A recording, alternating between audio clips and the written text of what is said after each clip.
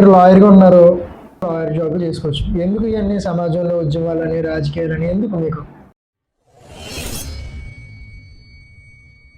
1994 సంవత్సరంలో మార్చి నెల నుంచి రామచంద్రాపురం జిల్లా కోర్టులో, రాజమండ్రి జిల్లా కోర్టులో ప్రాక్టీస్ చేయడం మొదలుపెట్టాం.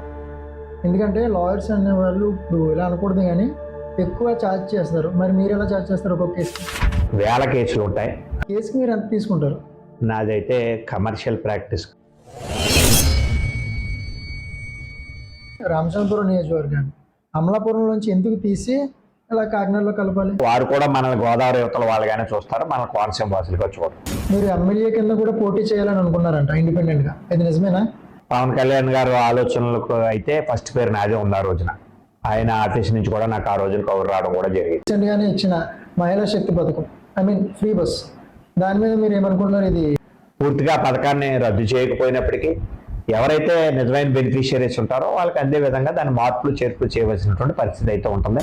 సో రీసెంట్గా చూసుకుంటే కోర్ట్ మూవీ అని ఒక మూవీ రిలీజ్ అయిందండి.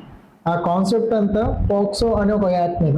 ఆ పోక్సో యాక్ట్ అనేది ఏంటంటే బిలో 18 years ఉన్న అమ్మాయిని లవ్ చేస్తే వచ్చే ప్రాబ్లమ్స్ గురించి, స్ట్రగుల్స్ గురించి ఎక్స్ప్లెయిన్ చేస్తే ఆ మూవీ తీసారు. Is it right are wrong ఆ పోక్సో యాక్ట్ అనేది? అలాగే అంటున్నారా?